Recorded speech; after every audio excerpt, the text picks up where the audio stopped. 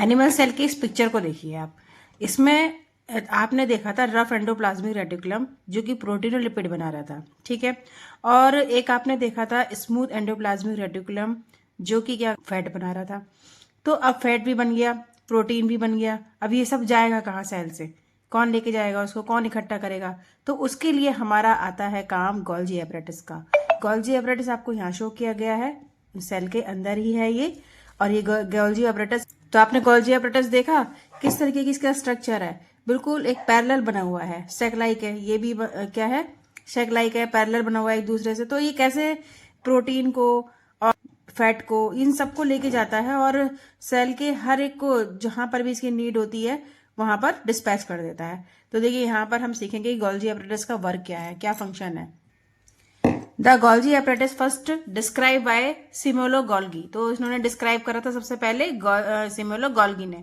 ये जो क्या होती है, मेम्ब्रेन बाउंड सिस्टम होता है, ठीक है। और फ्लैटेड शेक की तरह लगता है बिल्कुल।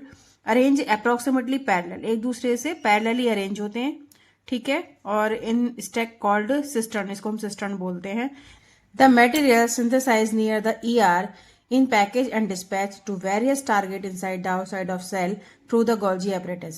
तो एंडीप्लाज्मिक रेटिकुलम ने जिसको सिंथेसाइज हुआ था, जिन चीज़ों का सिंथेसाइज हुआ था, प्रोटीन का, है ना, और लिपिड का, और फैट का, स्टार्च का, ये सब का उन्होंने सिंथेसाइज किया था। सारे मटेरियल इसमें सिंथेसाइज हो गए थे एंडीप्लाज्मिक रेटिकुलम में।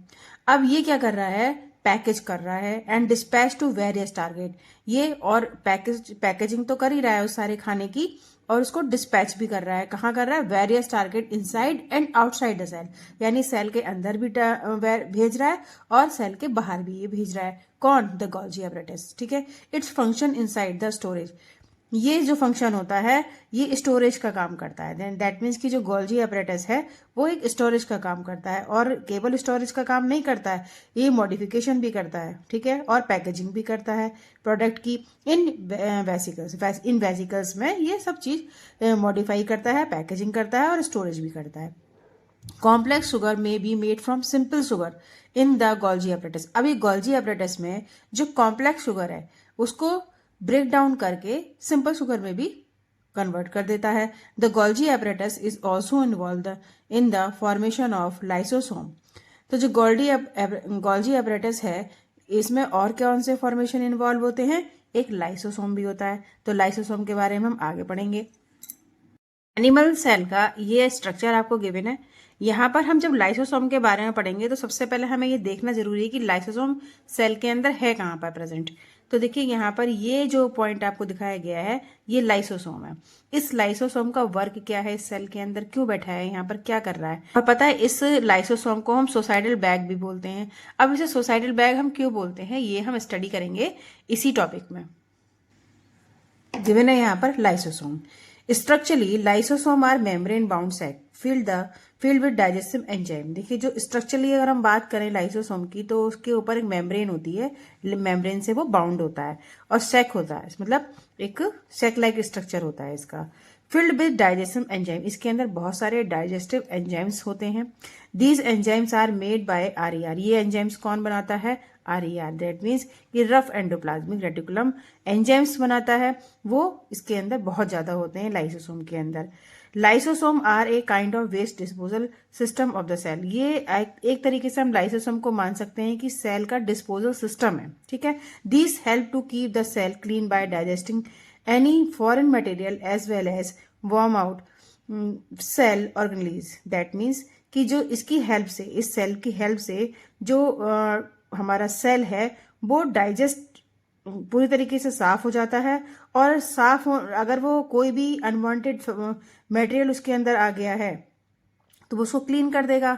लेकिन अगर वो सेल ही थोड़ा सा खराब होने लगा है तो वो सेल को भी डाइजेस्ट कर जाएगा इतने सारे एंजाइम छोड़कर, ठीक है। Foreign material entering the cell such as bacteria और food as well as old organelles end up in the lysosome, ठीक है। तो यहाँ पर क्या बोला है? Foreign material entering the cell, जब बाहर का कोई मटेरियल उस सेल के अंदर एंटर करता है, सच एज बैक्टीरिया और फूड, उसमें हो सकते हैं कोई खराब खाना, है ना, या फिर bacteria, as well as old organelles, या फिर कोई ऑर्गेनिज उसके अंदर खराब हो रही हो, ओल्ड हो गई हो, and up in the lysosome, सब क्या है लाइसोसोम में एंड अप हो जाती है, खत्म हो जाती है। Which break down complex substance, इसी क्या करता है लाइसोसोम कि ये जो कॉम्प्लेक्स सब्सटेंस है इसके अंदर उसको कन्वर्ट कर देता है सिंपलर सब्सटेंस में। Lysosomes are able to do this because they contain powerful digestive enzyme capable of breaking down all organic material. That means कि जो लाइसोसोम होता है उसके अंदर एबिलिटी होती है। क्यों होती है एबिलिटी? क्योंकि they contain powerful digestive system, क्योंकि इसके अंदर बहुत ही पावरफुल डाइजेस्टिव सिस्टम होते हैं जो कि क्या करता है, ब्रेक डाउन कर सकता है ऑल ऑर्गेनिज को, ऑर्गेनिक मटेरियल को, जितने भी मटेरियल उसके अंदर है वेस्टेज, उसको सबको क्या कर देगा, ब्रेक डाउन कर देगा।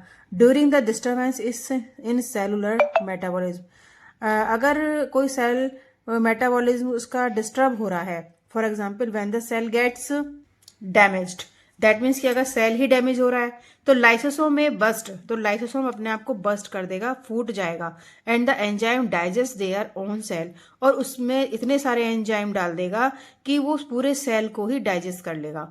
Therefore lysosome are also known as the suicidal bag of the cell, इसीलिए हम उसको सेल का सोसाइटल बैग भी बोलते हैं, क्योंकि पूरे सेल को ही वो डाइजेस्ट कर लेता है।